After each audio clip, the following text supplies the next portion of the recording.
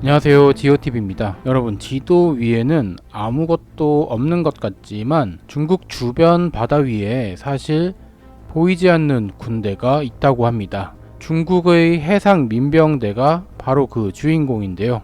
이들은 어민의 탈을 쓴 채 주변국의 바다를 장악하고 있습니다. 오늘은 이들 해상 민병대의 실체와 전략, 그리고 우리에게 미치는 영향을 살펴보겠습니다.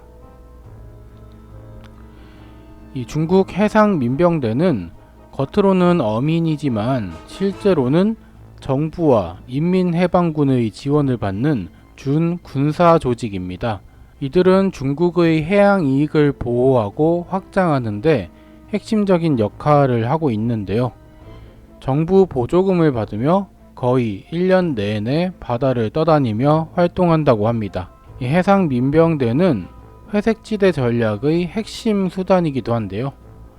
이는 전쟁과 평화 사이의 모호한 영역에서 상대를 압박하는 전략으로 직접적인 군사 충돌을 피하면서도 정치적, 경제적, 외교적 수단을 활용하는 전략인데요.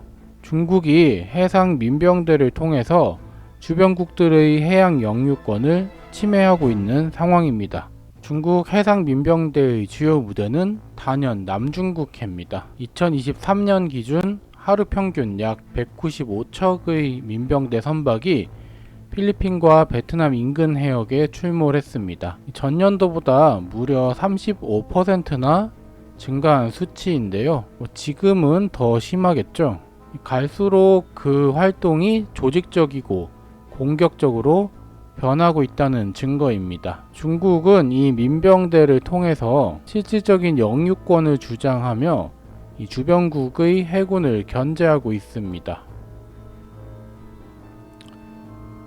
그래서 위성 사진을 보면 이 스프래들리 군도 인근 해역에 수백 척의 배들이 무리를 지어 정박해 있는 장면을 확인할 수 있어요. 그런데 이 배들의 모양과 크기가 거의 비슷비슷하다는 점이 눈에 띄죠. 개인이 각자 배를 사서 바다에 띄운 거라면 이렇게 천편일률적으로 같을 수는 없을 것 같아요. 그래서 이런 정황들을 봤을 때 이 배들이 사실상 중국 정부가 통제하고 관리하는 선박들이라고 보는 게 합리적일 것 같습니다. 게다가 이 배들은 일반 어선들처럼 조업 활동을 하는 경우도 드물고요. 대부분은 몰려다니면서 무언의 위협을 가하거나 주변국 해역의 존재감 과시를 위해 배치하고는 하거든요. 그리고 물자 수송 등 군이나 정부의 임무에 투입되기도 합니다. 그래서 사실상 군용 보조선이자 이 비공식 함대 역할을 수행하고 있는 거죠. 이렇게 배들이 모여서 정박해 있는 것을 어렵지 않게 찾아볼 수 있습니다. 우리 서해에서도 이 중국의 해상 민병대 활동이 관찰되고 있는데요. 이들은 이어도와 경렬 비열도, 서해 5도 등에서 불법 조업을 일삼으며 우리 해양경찰의 단속에 폭력으로 대항하기도 하는데요. 우리 해양 주권과 어족 자원에 심각한 위협이 되고 있는 상황입니다. 그래서 중국 해상 민병대의 위협에 대응하기 위해서는 단호한 단속과 국제사회와의 협력이 필요할 것 같습니다. 또 우리 해양경찰과 해군의 역량을 강화해야겠고요.